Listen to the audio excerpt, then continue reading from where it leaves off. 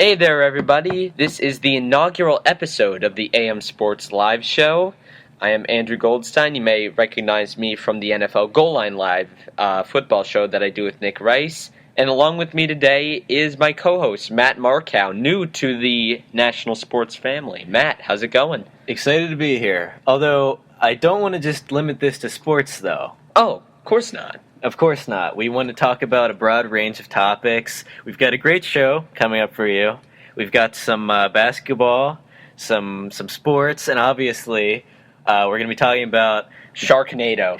I am excited for that, and if you don't know what Sharknado is, we'll explain that a little bit later on. But before we begin here, I just wanted to kind of lay out for you guys what the next couple of weeks and months are going to look like. Right now, we're doing our first show or two pre-taped, not live, so when there are technical difficulties, and notice I didn't say if, there are going to be technical difficulties, we can just the most bare-bones show possible so we can figure out, where they're coming from and how to fix them. And then, if we like how it feels for our second or third show, we'll be going live. And then we'll slowly be adding things like segments, sound effects, theme song, etc., etc. So if it doesn't feel a lot like a radio show right now, it's going to feel more like one as we kind of get more comfortable with the technology we're going to be using. Ironically named AM Sports Live. AM Sports Live. We are not at all live. We're doing something that resembles a podcast for our first episode. I don't know what that is. Yeah, well, I do. BS Report with Adam Carolla. Listen to it. All right. Before we really get into sports, I wanted to talk to you about something. I haven't been sleeping well lately, and really? Yeah, and well, it's the summer. I'm staying up late, right? Right. Everyone is. I'm staying up till 2 a.m. All right, but what is this thing? And this happens to me every night, which is it's about 11:30, and I'm really tired, right? Okay. And it's just like, all right, I need to go to bed. But then I start surfing the internet, play some video games, whatever. And it's 1:30. And it's 3 a.m. Yep. And then I get into bed and can't sleep. It's like, but only hours before I was incredibly tired. So can you explain to me what that is? I don't know, but I have kind of a similar thing where it's like around 11 I'll start getting tired and I'm like, I really should be going to sleep right now.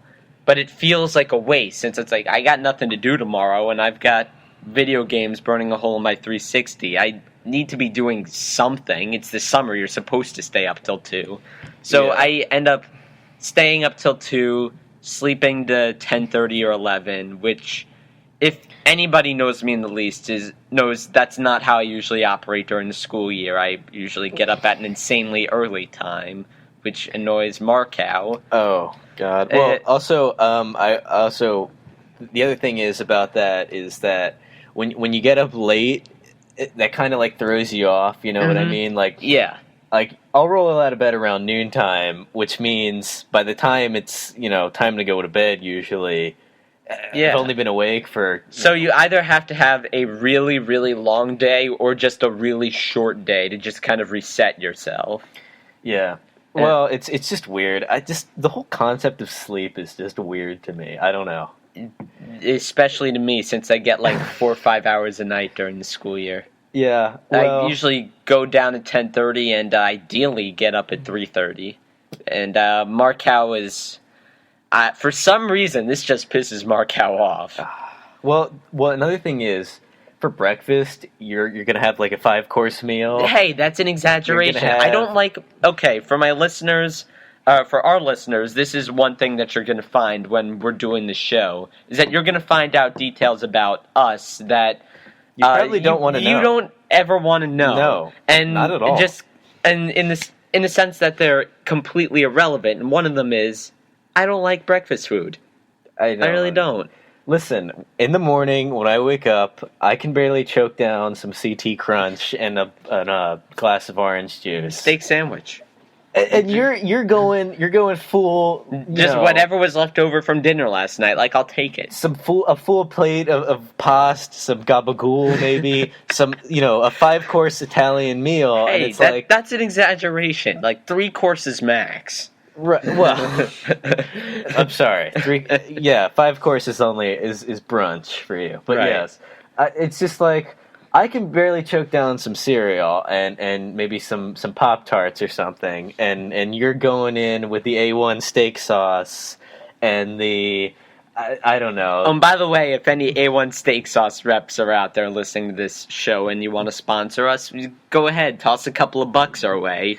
Oh, I love A1 steak sauce. Oh, me too. Was I saying anything to the contrary? No, what I'm saying is A1 steak sauce is the best. Yeah, it's that good. Unless they decide not to sponsor us, in which case, screw you, A1 steak sauce. We're bolting for Lowry's. Hey, if there are any Lowry's reps out there listening. That's right. That's right.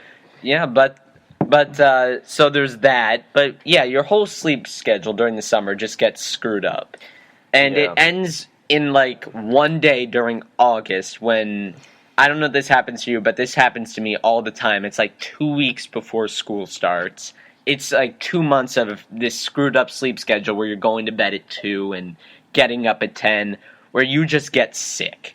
Oh, yeah. There's a couple days where you just get a cold. You don't want to talk to anybody. It's not even really so much as you get sick, but so much as you're grumpy. You're just out of it. You described every day for me. Yeah, every school day. Yes. Like from periods 1 through 3, you don't want to interact with people. Oh, also, speaking of school starting up, what is the thing where it's July, it's like the day after 4th of July, and stores are putting up back to school sale? I hate that. It's like, what? Are we... the summer just started, did it not? 2 weeks ago, 3 weeks ago? Yeah. Why do we need to have a back-to-school sale 3 weeks into summer? I really don't know. But those commercials always just infuriate me. Yeah, it's always the kid excited to go buy a new backpack on the way to school. No, or the Cinnamon Toast Crunch animated character that's like, it's gonna be another great year. Like, I don't know if this is kind of...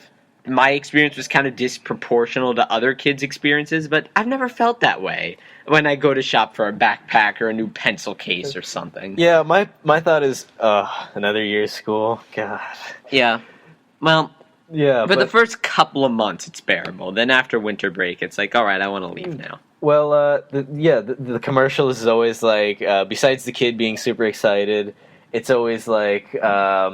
equally excited as their parents, if not more so. Oh, the parents, over the moon. Over the moon. But that, at least that part's true to life. Oh, yeah. Yeah, there's something about school supplies that just makes my mom just insane. But another thing was... the commercials for back-to-school clothes. Have you noticed those? It's like, Gap's having a sale, and then, it's the kid models with the new clothes on. It's I hate all of it. Be stylish. Like, you be the trendsetter. And these new Abercrombie ripped jeans that I thought were cool in 7th grade. Sure. And...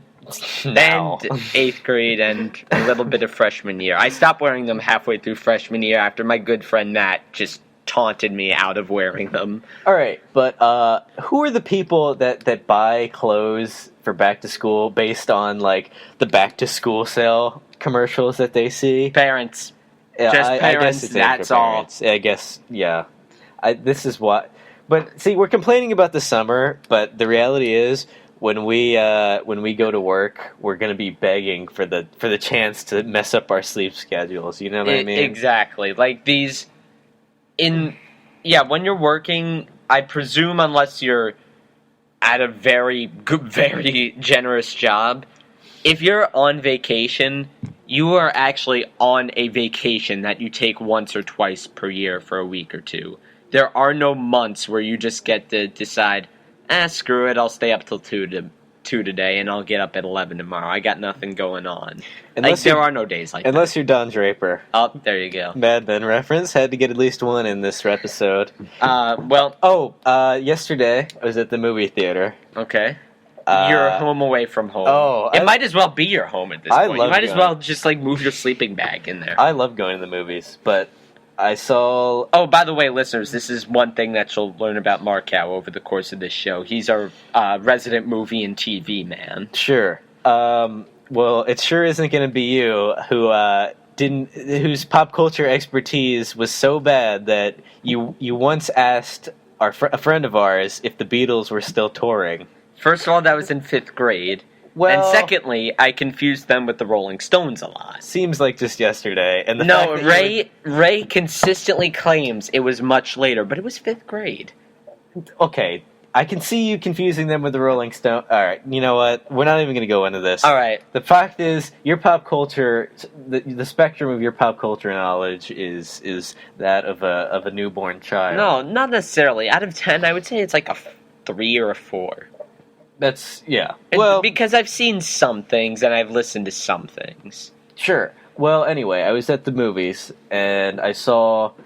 Actually, a lot of the movies I've seen this year have been disappointing or just. And we have like a whole nother show dedicated to summer movies, so you'll get to hear a lot more about that. Yeah, a lot of the movies this year have been disappointing that I've seen in theaters, but I saw This Is the End, the new comedy. Mm-hmm. That with starring, Seth Rogen, James Franco, Jay Baruchel, Jonah Hill, all those guys playing themselves. Right. And, they get together at James Franco's house, and it's a big Hollywood party, Right. Michael Cera plays a drug addict. It's really funny, against type. And then, the apocalypse happens, and they all have to hole up in James Franco's house.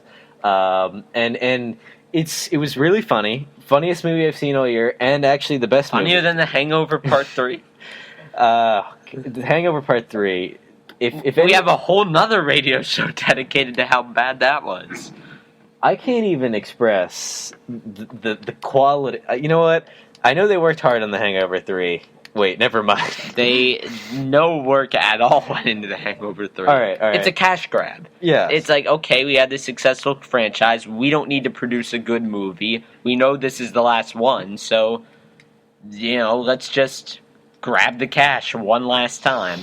Right. Well, anyway, I don't want to talk about that abomination. I want to talk about This Is the End, which was hilarious, and actually the best movie I've seen all year. Really? Getting an 84% on Rotten Tomatoes, or an 83, in 83 or 84, and it deserves every bit of that score. So, better than Fast and Furious 6, although that was the second best movie I've seen all year, and that just tells you how bad the movies have been so far. Well, actually, I would make the argument that Fast 6 is a really good movie if you define good movie by how well the movie turned into what it wanted to be. So you and I saw Fast 6 together. Right. And it was a lot of overly macho guys and cars and unrealistic stunts. But it was... Lots of carnauba wax, it was, as Adam Carolla would say. It was incredibly entertaining. Yes, I'd highly recommend it. But it was hardly what you would consider Oscar-worthy.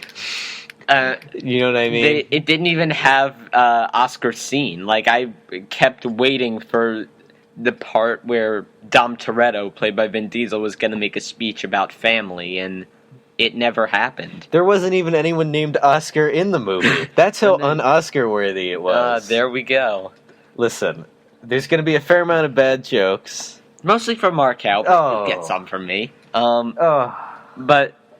anyway, I highly recommend This Is the End. I don't know if you've been to the movies recently. You know the answer to that question. The answer is no. Anyway, we're going to be talking about a movie later on. But, yes. But this is called AM Sports Live. But what you just saw there was, or listened to there, was the typical kind of banter that you will come to know and hopefully love, and if not love, at least like, over the course of this series. And it's kind of the segment that's hopefully going to be taking up the first 5 or 10 minutes of our show from now on. And if you don't like it, hey, you've already been listening. We've already got your click. We already got your download. So what are you going to do? What are you going to do? All right. So, basketball. Since we recorded our test show, some big news went down in the world of the NBA. Dwight Howard signing with the Houston Rockets, which really bums me out because if the Lakers signed him, he was going to get his own TV show. Allegedly, and I'm sad that we don't get to see Dwight Howard on TV. Well, a lot of people were talking about the Rockets being a good place for him to go. Mm-hmm. It's a small market. It's a small market, not as much pressure. James Harden is there at the at he the doesn't even two-guard. have to be the guy. Sure. James Harden kind of carries the loads. No Kobe. That's important. That's right. No Kobe. No ball hogs on the team. I don't know. I think this is a good chance for him to kind of not reinvent himself, but like kind of find the player he was. You know what I mean? Mm-hmm. He kind of just the last couple years he's been hurt. He's been kind of not really trying very hard, trying to submarine his team in some cases. Right. Because the first thing that we found out about Dwight, going back to his Orlando days, is if he doesn't like a situation, he will just completely stop trying. And that's right. Even like a lot of other stars who kind of mail it in, he doesn't even bother to hide it. We saw that on the Jersey Shore when he went up against a situation, just sparks flew. Unbelievable. You see what I have to work with here, people? Please come save me. But I feel like if you're Houston, you have to make this move because you spent the last 4 or 5 years just accumulating expiring contracts, clearing cap space, getting all these draft picks, and then you could never pull the trigger on the big move. You tried to get Howard the first time, you tried to get a couple other people, and it just didn't work. And while they were a really fun team to play around with on the trade machine, the fact is that's a team whose ceiling is maybe a 6th seed, maybe a 7th. You can't win with what they had. 8th is a very real possibility. There you go. You might even say 9th. Yeah, their ceiling was not making the playoffs. I would even say 10th would be a push there. 11th. Listen, if you want to go 12th, I mean, we could even go there, but... We've downgraded them from 6th to 12th over the course of 30 seconds. I mean, let's not leave 13 out of the discussion. I don't know. It's an unlucky number, but what are you going to do? But the point is, if you're Houston, you have to make this move. You can't just keep accumulating all this cap space and not spending it on, and just keep not spending it on anybody. You're not going to get LeBron if he decides to leave Miami, which we'll talk about in a little bit.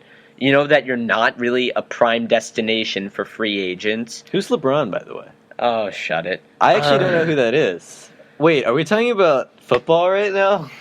Once again, people, you see what I have to work with here. Yes, yes. So, Josh Smith you were kind of in 3rd or 4th place in that whole sweepstakes. It was really Dwight Howard or nothing, so... While it wasn't necessarily the ideal guy for them to get, while it wasn't necessarily the grand vision of the young Dwight Howard that the GM Daryl Morey had, you really had to make this move. That this was your only chance to really get a marquee name. All right, let's cut the crap. Let's put our cards on the table. Let's get down to brass tacks. Let's insert another cliche right here. And I'm going to ask you something. That's controversial. Okay.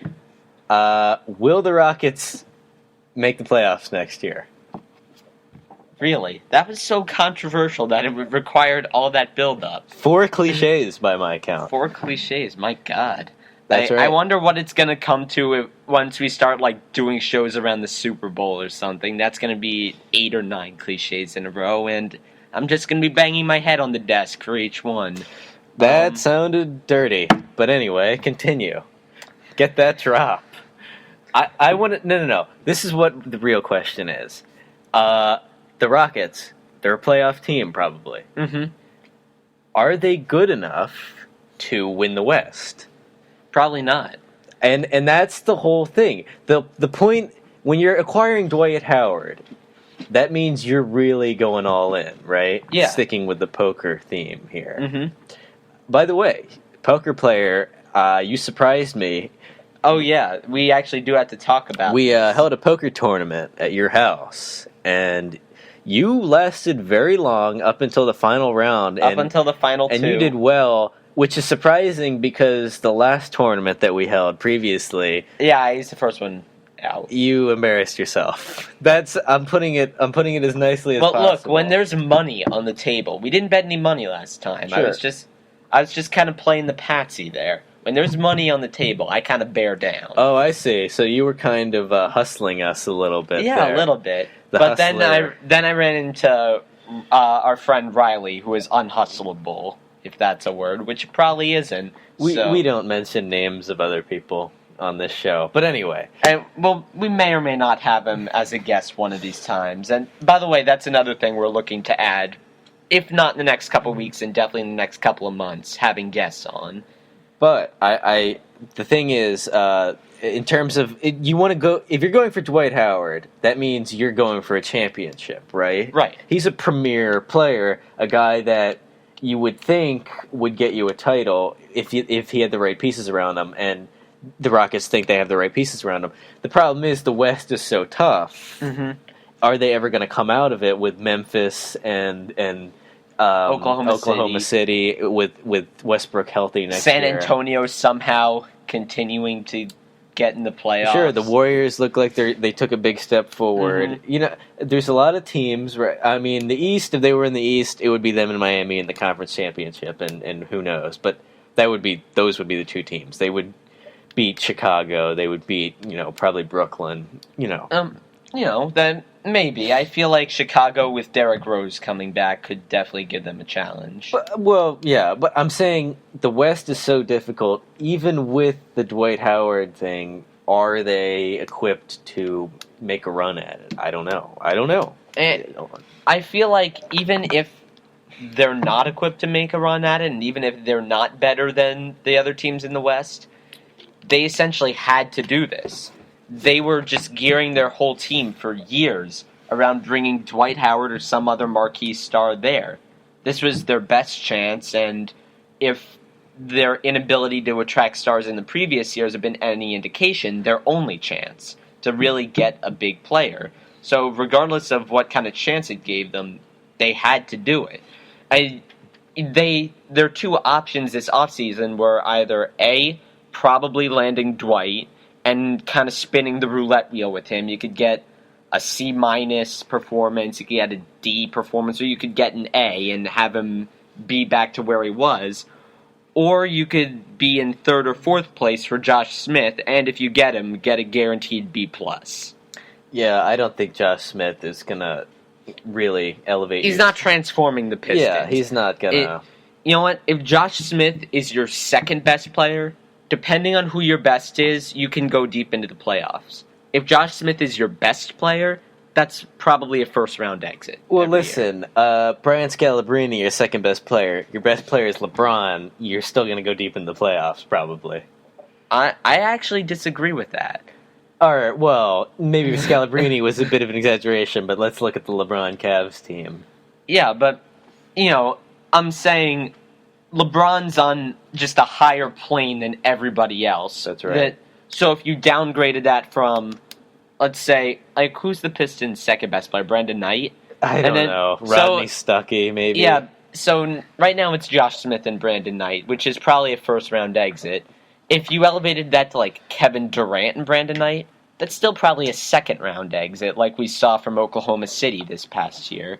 So Josh Smith is a second-best player, or even a third-best player, kind of masquerading as a best player. Here's all you need to know about Josh Smith. The Hawks made the playoffs, 8 straight years or something? Bounced every year in either the first or second round, most of the time in the first round. So that's all you need to know the about Hawks him. were just a good team. There's just a long way to go before they became great, long way to go before they hit the bottom, and I feel like the Pistons are now the same thing. And actually, I wanted to talk about Houston's other marquee guy, James Harden, because now that we've had a year to reflect on it... The beard. Yeah, the beard. I would still say that the James Harden trade between Houston and Oklahoma City, one of the 10 worst trades ever in the NBA. Maybe one of the 5. Yeah. I would say because of the potential, Oklahoma City just lost in the finals to a Heat team that was... Back in 2012. Inspired and probably wasn't going to lose the way LeBron was playing. But the fact that they made the finals is just... And then they trade one of their best players, debatably their second best player. Depending on how you feel about Russell Westbrook. Russell Westbrook, but I think the point is their thinking was they didn't really know how good he was because he wasn't an everyday starter. He was a sixth man kind of guy, kind of, and when he got more minutes in Houston, he became a star. But still, just you don't trade a guy like that coming off of a finals appearance in which you were competitive in, right? And he still had 1 year left on his contract. Even if you weren't going to re-sign him, you could have at least kept him. It was a panic trade. It was a panic trade, exactly. And they used that money to sign Serge Ibaka, I believe, give him a big contract. Some other guys that obviously weren't nearly as important to the team as Harden was. Well, the way I look at it, when you're trading a blue chip guy like James Harden, there are 3 positive things you could get out of it. Another blue chip guy, clearing space off your cap, like packaging in some atrocious contracts, or getting a lottery pick. If you're trading a guy like James Harden, depending on where your franchise is at, you really need to be getting at least 2 of those back. Yes, and definitely. OKC managed to get none of them. No. They managed to get... okay, so if James Harden is $1, Kevin Martin is like a dime. In his prime, he was about a quarter, but now he's probably about a dime. Let's be generous and say a dime and a nickel, 15 cents. Sure. Oh, and by the way, if you could hear that, guys, sorry, that's my phone ringing, and we're recording this in my basement right now. So, apologies for that. But Goldstein Dungeon of Doom, as they like to call it. Nobody at all calls it that. Okay, that's just me then. Never mind. And then you got Deron Lamb, who's a nickel, maybe. I'm going to say a dime since he's young, so that's 25 cents. And then a draft pick that's probably going to be fringe lottery, maybe in the 20s. So maybe that's a dime. So you've just gotten rid of him for 35 cents on the dollar. Speaking of Fringe, everyone, stop telling me to watch Fringe, the TV show. I get it. It's a cult classic, whatever. Stop. Just stop. It's never going to happen. Same thing with the Joss Whedon nerds. I'm not watching Firefly. I'm not watching Buffy the Vampire Slayer. I'm not watching Game of Thrones. We have whole episodes. We can have whole episodes dedicated to Markau ranting on TV shows. It's just not going to happen. There's a reason it was canceled. And yes, you can bring up my love of Arrested Development, which is a great show. But guess what? It was brought back. You don't see Fringe being brought back. In fact, no one even knows what Fringe is. Okay? We went from James Harden to Fringe in the span of like 10 seconds. Hey, listen. You're the one that brought it up, man. You're the one, man. I brought it on myself. But anyway, James Harden, best beard in the NBA. Best beard in the NBA. That's what we want to really get down to. Well, first of all, traded him for 35 cents on the dollar. Obviously, bad move. But best beard in the NBA. I'm not going to debate you there, but would you go best beard in sports?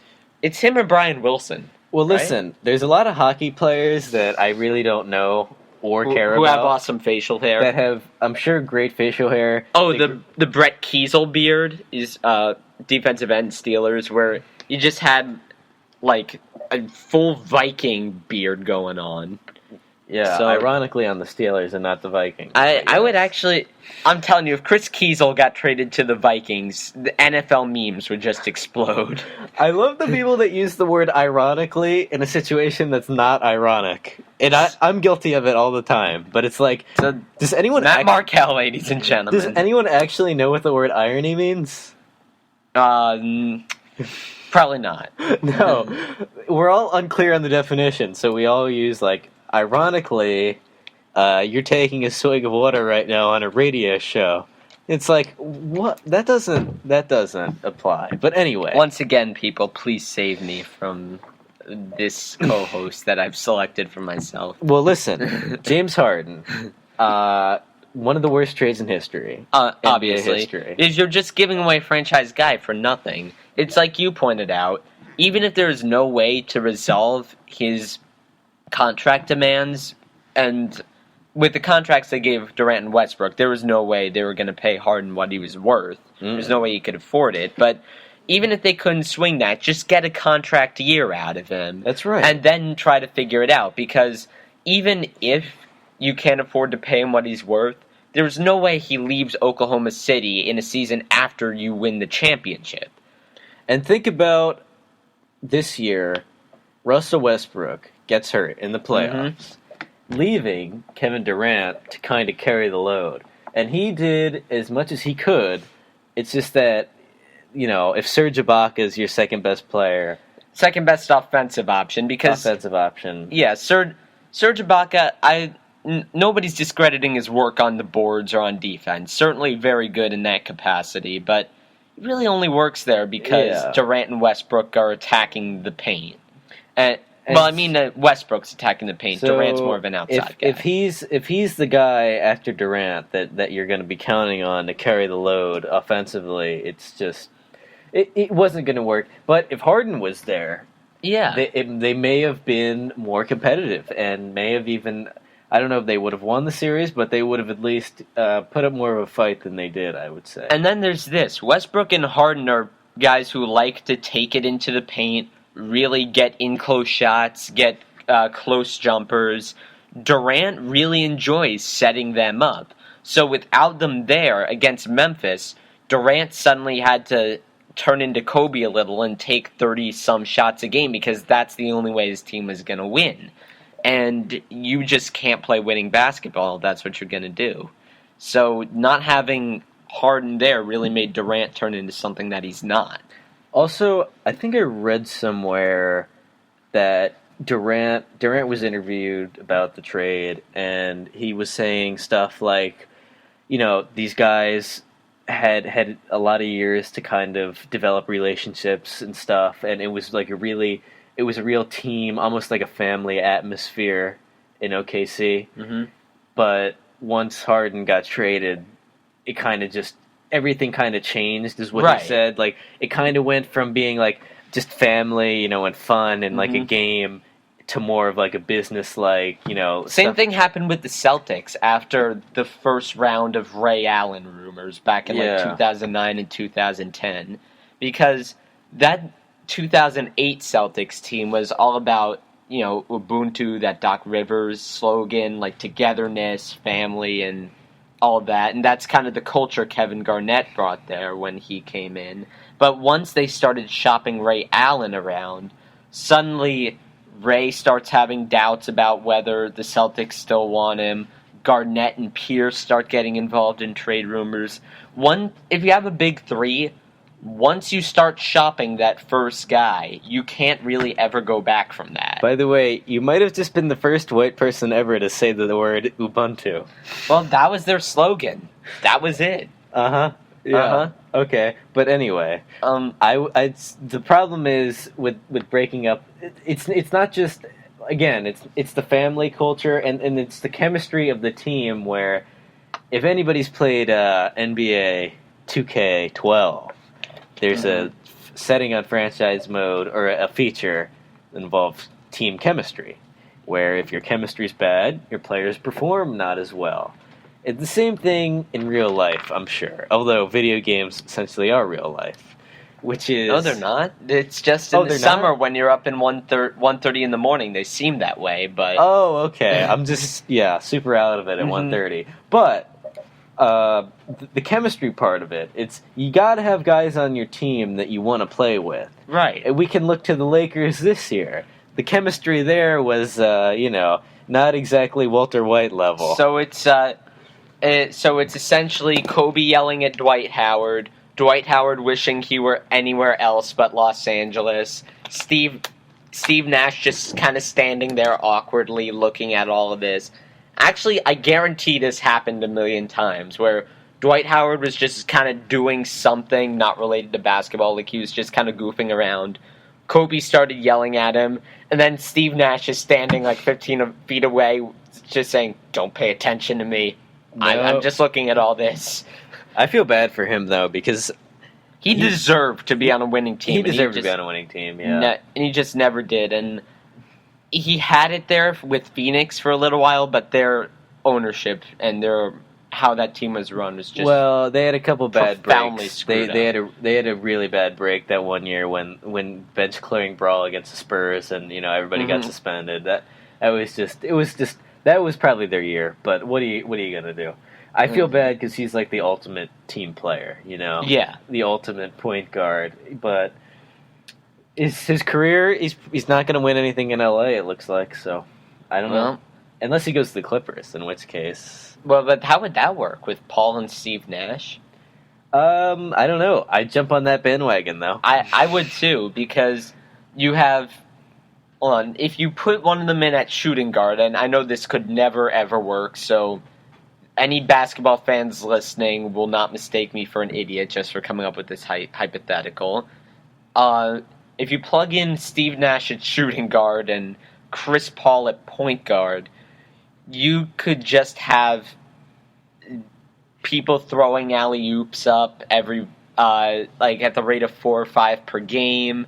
You could just have 2 floor generals. Actually, who am I kidding? This would work pretty terribly. Well, I think it would be good for both of them, except for crunch time. No, but actually, I like the idea if Steve Nash is just worn down, he's accepting his last contract. If the Clippers were to say, "Hey, just come play for us for a year, just take a 1-year, $1.5 million contract. You'll be playing 10 minutes per game, like when Chris Paul needs a rest. Sure. And just so we could keep the passing going, you'll start counseling Blake Griffin and DeAndre Jordan, our young guys, on how to be professionals and all the veteran stuff that you always hear about Steve Nash. Why not even 20 minutes, though? Oh, Steve Nash could not play 20 minutes in like a year or two. You don't think so? No. Because, don't forget, his contract with the Lakers runs out in 2014, 2015. At that point when he's released, I believe he'll be in his early 40s. No way he could play 20 minutes a game in his 40s. All right. I'm pretty sure Kareem was the only person I could think of who was still doing that. Maybe him and John Stockton. All right. Yeah, but that could actually work. Just 1 year. You don't have to move cities. And just kind of want to have one last run at a championship.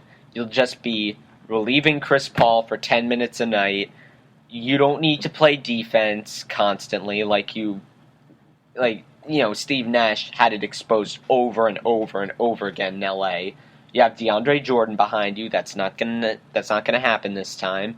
You just come in for a couple minutes per night, or when it's a blowout, just run your show, do the passing thing that you love, and you don't have to have any of the responsibilities that come with being a starting point guard. That would be actually a pretty ideal role for him. When I said it would work horribly before, I was trying to think of a way where he and Paul could be on the floor at the same time. But now that I'm thinking about it, him in this backup capacity could work in 2 or 3 years. Here's a hypothetical for you. Basketball, the sport, doesn't exist. Never invented. Okay. What sport? Like somebody went back in time and killed James Naismith or something before he came up with basketball. Interesting person to kill, by the way. You would have thought to kill Hitler, maybe, or someone horrible like that. But James Naismith, I don't know. Pete Campbell from Mad Men. Oh God, I've only watched 8 or 9 episodes of Mad Men, but if I could go back in time and kill one person, either fictional or non-fictional, I think I would choose to kill Pete Campbell from Mad Men. That's right. But anyway, basketball doesn't exist. Stricken from the record books. Okay. What sport do these athletes that would normally be in the NBA, what do they play? All right, well, I'm just going to throw a couple names out. Oh, volleyball. LeBron. LeBron? Well, he could play any sport. LeBron could play. He could play any sport and excel at it. All right, I'm just going to go with I don't know, Chris Paul. Chris Paul. Well, that's the thing. Chris Paul just has a bunch of skills exclusive to basketball. So you need to find another sport where he's just kind of a floor general. He throws really precise passes, so something that involves passing. Handball, soccer. No, handball? I don't know. Handball. Handball. We have water polo. Yes, water polo. well, there's an ugly stereotype that I'm not going to reference, but there we go. Water polo, yes. I'm just going to throw out another name. Who would Shaq? What would Shaq do? Shaq would be good. Definitely volleyball, as you said. Mm-hmm. I don't know how anybody could ever stop a spike from Shaq. But besides that, you don't see him running up and down the field as a midfielder in hockey. He didn't run up and down the court in basketball. Sure. I could see him at, the Coney Island championship eating thing, Ooh. He could break Joey Chestnut's record. You hear that? Chestnut? Shaq's coming for you. Yeah, Shaq versus Joey Chestnut could be interesting. Eddie Curry versus Joey Chestnut, even more interesting. Because if you saw Eddie Curry in that one offseason, he put on like 50 or 60 pounds. I believe that if the NBA didn't exist, he could actually be a competitive eater. You know what the record is for most hot dogs eaten? I actually don't know this. 69. Am I right, bro? Hit me up top, bro, huh? I cannot feel good about selling that. I apologize to our listening audience. Please don't Google that. And if you don't have the need to Google it, then enjoy the laughs. We'll edit that out in post. No, we won't. No, we will not. I will try to, and Markau will try to sneak out of here with his laptop as fast as he can. Anyway, I feel like basketball, the free agency, has been... First off, why doesn't every sport have a 10-day kind of... you're not allowed to sign with anybody, period, that basketball has? I feel like that's great, Why is it great? I never really thought about this. Because, think about it. Baseball. What's his name? The guy, I don't know, let's say Felix Hernandez, pitcher from the Mariners. Superstar. But let's say the Mariners didn't sign him to a new contract. Let's say he becomes a free agent. And the Yankees, who always have the biggest payroll in the game, offer him day one, an enormous contract. Oh, and then he just signs with them. And he just signs with them, and that's that. And then, so there's no chance for competition. No chance for any other team to step in and offer him some. And maybe, maybe he doesn't just care about the money, but... it's just the deal is so good that he can't really This actually happened with Carl Crawford, where he kind of wanted to stay. He kind of wanted to stay in it was either Tampa or L.A. I forget whether he went to the Angels via the trade. No, he wanted to go to the Dodgers. That's what it was. I'm not really up to speed on baseball. He wanted to go to the Angels? And during that free agency period, because there was a number of reports around then that he really liked L.A., but the Red Sox just threw a ton of cash at him, and there was just no way he could say no to that. Everyone seems to want to go to the Angels, and it's like, well, first, that never works out for them. Their last two signings have been, or three signings, I think, have been... Really? Who were they? Pujols, Josh Hamilton, and C.J. Wilson, I believe. Oh my God. They just turned out really poorly for the Angels. Yeah, 3 strikes, and you're safe. But anyway, enough baseball talk. Baseball is like the longest season ever. Like, what is do we really need 162 games? We don't. Can't we cut that down to like 120? You could make the argument that all professional sports seasons are just a little bit too long. I would be fine with football at either with 2 bye weeks. 2 bye weeks, 18 weeks, 16 games. Yeah, either that or with 16 or 15 weeks. I'm cool with that. And also, NFL, enough with the 4 preseason games. Yeah, cut it down to 2, please. Well, but here's the thing about preseason. It's not for us, it's for the coaches. Like, they actually need the games. And they figure, well, if you're going to play them, you might as well televise them. So, while we don't find them entertaining... And just do scrimmages. Don't make it a real game. Well, I'd say maybe 3 preseason games are enough, but the coaches actually need that. All right. Well, actually, I wanted to get on with this because I know you have some thoughts about our next topic. But we're going to talk about John Rocker quote about steroids, but we're going to save that for our next show because we could get a whole nother discussion out of that. Rocker, hardly know her. Up top. Once again, leaving me hanging, another rainmaker from Markau. Once again, somebody, please come save me from this hell that I've created. But you were talking about a topic.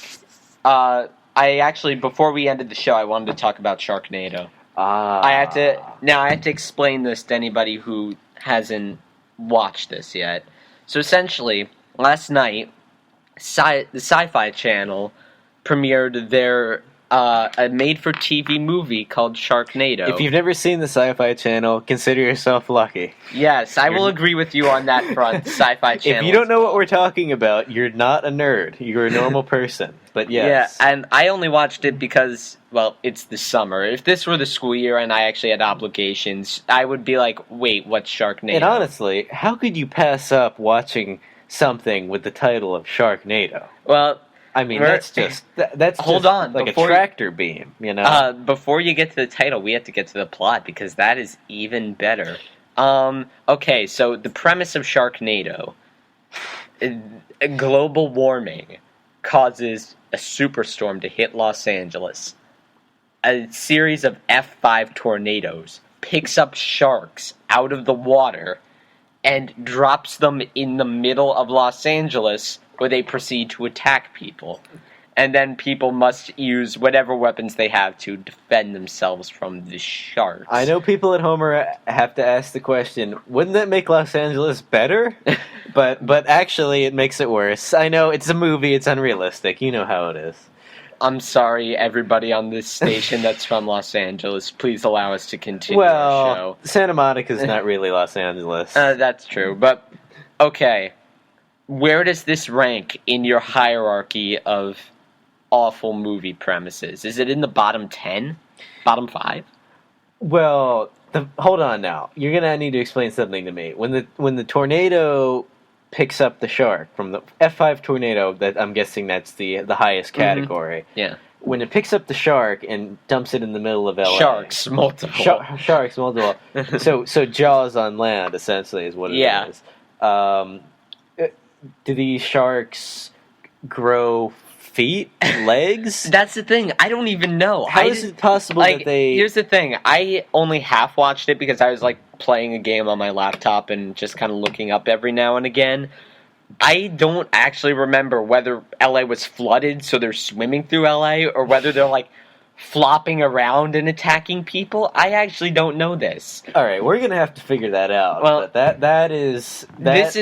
This takes 2012 with John Cusack, which is already a ridiculous movie, to new lows. That movie, by the way, there's more cliches in that movie than the cliches that we've inserted in this podcast today. That you have inserted into this podcast. Don't put these cliches off on me. All right now, all right. But anyway, Sharknado. The sharks, they're dumped in the middle of LA. Right. And I'm sure there's a lot of people that are maimed or eaten by the sharks just walking around on Sunset Boulevard. Is that what's going on? I believe that is indeed what's going on. It received... Party at James Franco's house. All the Michael Cera's merge them together. This is the end in Sharknado. There's a party at James Franco's house, and the world ends via this Sharknado. This is Sharknado? That actually sounds really good. If you say it like that, it's just kind of a okay title, but if you put it in the really deep voiced movie promoters thing, it's this is Sharknado.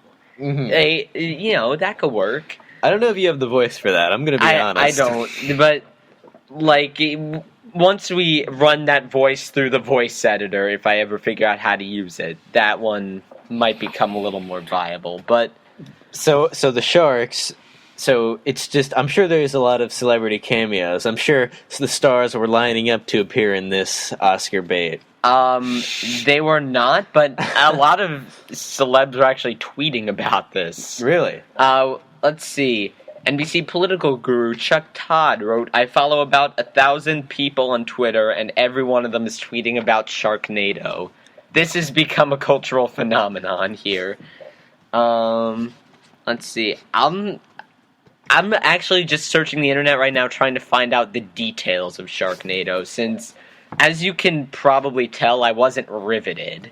What? That concept is so good. How could you not be just drawn into the plot? Okay, but you need to answer the question. Bottom 10, bottom 5 worst movie premises you've ever heard? Like, what would be worse than this? Well, 2012 is up there in terms of awfulness. Well, 2012 just has a bunch of unrealistic stuff, but the premise is actually not completely ridiculous. Oh, it's not ridiculous? If you just reduce it to its bare thing, like the world's ending in 2012. Now you're getting me angry, though. Causing things. Now you're getting me angry. Is it possible that the sea level, the ocean, rises up, the sea level rises up so high to actually overtake Mount Everest? No. Nope. Is it ever possible? Do you ever think that it's going to happen, or at least in our lifetime, maybe it'll happen at some point, that every single square inch of land in the world is covered by the ocean? Nope. No. All right. Of course not. So that was more ridiculous then. No, actually, it's not. There's a lot of mockumentaries. Mockbusters, as they call it. I was just talking to you before the show. The new movie coming out, Pacific Rim, has a mockbuster based on it.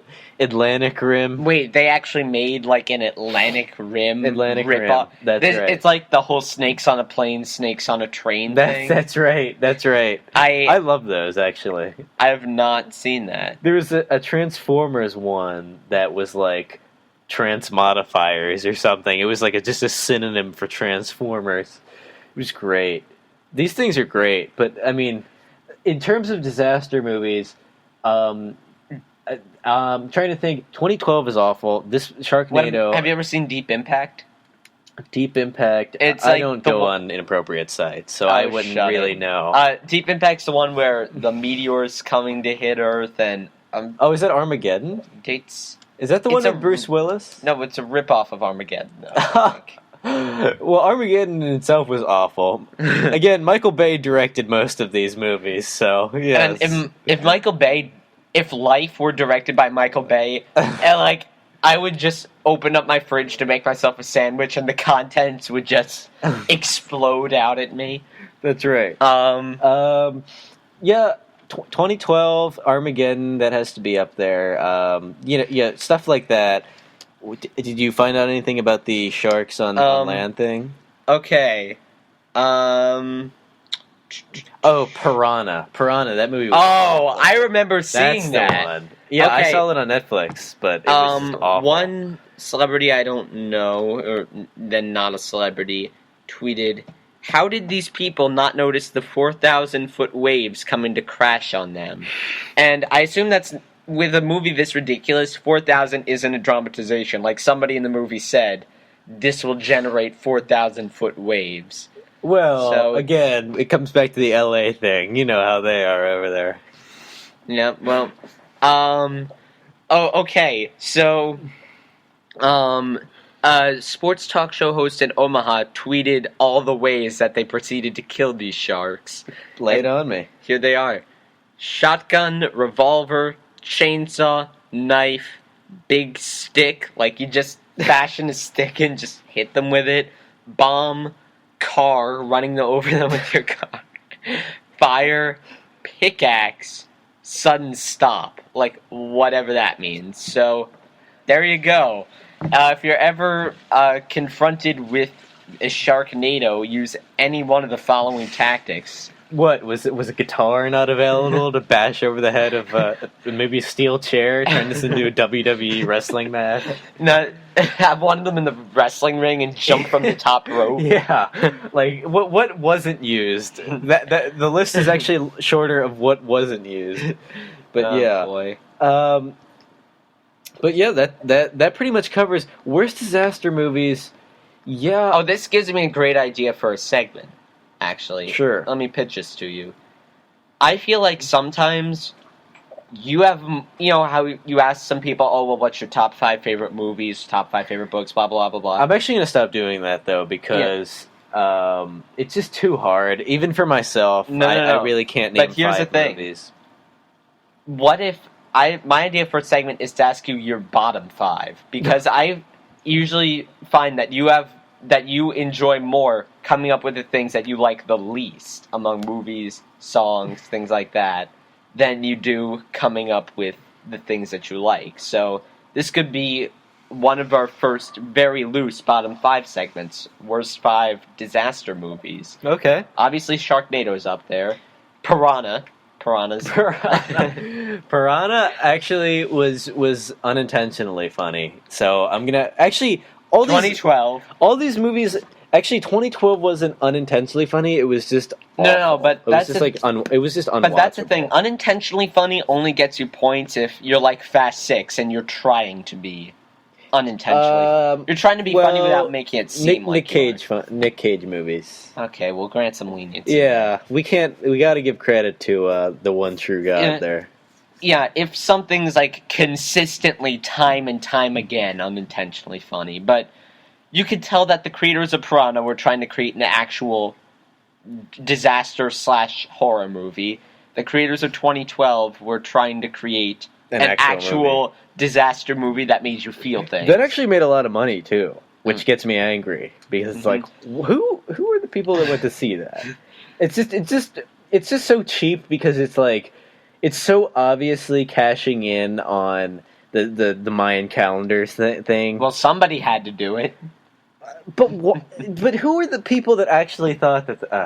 I'm not even going to get into it. You know, it's just people. So then Sharknado, which may or may not deserve to be on here because it is obviously intended to be ridiculous. Like nobody, the movie directors weren't sitting around a conference room saying, "Hey, what should we do for our next movie?" Well, I was thinking that the people need to be warned about the dangers of a shark tornado. Let's put it in like a gritty, realistic environment and to show how people's lives were affected by the great shark tornado of 2014. I'd love to see some news interviews of just people being interviewed, just like, so how is it, just like how'd the Sharknado treat you this year? Yeah, like how are you preparing for the the annual Sharknado? Like it's like the annual it's like the Purge except instead of the annual Purge, it's the annual Sharknado. That's right, the Purge. I actually wanted to see that, even though it didn't get great reviews. But anyway, I think that's a good note to end on. The lightning round. Oh, yeah. We've got one last segment. That's how we're likely going to end all of our shows, or at least most of them, which is me going on ESPN.com, reading the top headlines, and Markau offering just 5-10 second take on them, and hopefully only limiting his bad joke count to like half a dozen. No. Really? Okay. 7 or 8. Well, anyway, so we've got about a minute. We've got about a minute to do this. Ready? When the clock strikes 58 minutes. But anyway, before you start, it'll just be you reading headlines and me reacting to it, right? Okay. Starting the lightning round now. Jeter has a quad strain. He is out until after the break. I don't like Derek Jeter. Moving on. All right. Nets achieve balance with KG, says Pierce. Well, you know what? I think KG, even though he's old and not the player he once was, he does change the culture of a team. So, he does. So maybe there are a ton of Celtics out there who have like stories about how KG personally affected them. And also, I mean, greatest insults ever. In yes, there are just some classic KG stories. But anyway, continue. Sources: Monte Ellis lands with the Mavericks. Well, that's just what the Mavericks needed, another ball hog. Oh, there you go. From Scott Boras, biogenesis leaks violate the MLB's collective bargaining agreement. Biogenesis leaks, that involves steroids. Yes. Well, for someone that represents so many steroid users, what other reaction could you expect? Oh, great job on the biogenesis thing. Okay. Jet Sanchez, okay with Geno Smith, says that he will be starting. Please try to take it easy. Sanchez says that Geno will be starting? No, that he will be starting. Sanchez. Well, you know what? Whatever he wants to believe, he can believe. But, yeah, I mean, after a season with even touchdown-interception ratio, an ass fumble, and an overall career ratio of more interceptions and touchdowns, how could you not want to start that? Here's the final stat that you need to know about Marky Mark here. And Geno Smith, their head-to-head matchup. Mark Sanchez, 1 butt fumble, Geno Smith, 0. That's all you need to know. Yeah, I think if there was even a single ass fumble involved anywhere in a quarterback's career, it's like, all right, you're done. We don't need to see any more of you. You ran into a butt and fumbled. All right. And one last one. Let's see. We actually have 3 last ones. Brad Stevens says Rajon Rondo is both intelligent and insightful. You wouldn't know it from just watching him on the court. I would disagree. I actually think that Rondo's a pretty intelligent guy. Now, whether he's a guy that other players would want to hang around with, absolutely not. I think his exclusion from the Olympic team kind of hammers that point home, but I think he's fairly intelligent. At least he plays fairly intelligently. Okay. All right. I'll give you that. Second to last one. Cavaliers still working on a deal to bring Andrew Bynum in at center. Cavs are going to be great, and even if they don't get Bynum healthy for this year, I think they're kind of signing him for next year. So, but by that time, they're going to have a lot of young talent developed, and they're going to be I think they're going to be the next breakout team in the East. Oh, that's just me. And maybe LeBron. We don't know yet. That's actually a whole nother debate. Yeah, let's not jump the gun here. But yeah, okay. Yeah, we're gonna set you up for that show in like November or December or something. And the last one, Shaq says that he would take the Nets over the Knicks all day, every day. I'm actually tired of Shaq. I'll be honest. Wait, like the interviewer could actually hear Shaq say that? I'm done with Shaq. Listen, it started out where he was very entertaining and just unintentionally he would record that rap about Kobe and and he played the rapping genie in Kazam. Sure, and I still love that movie so much. Now I feel like his gimmick ran its course, but what are you gonna do? All right, well that's all the time we have. Thank you for tuning in to the inaugural episode of the AM Sports Live show.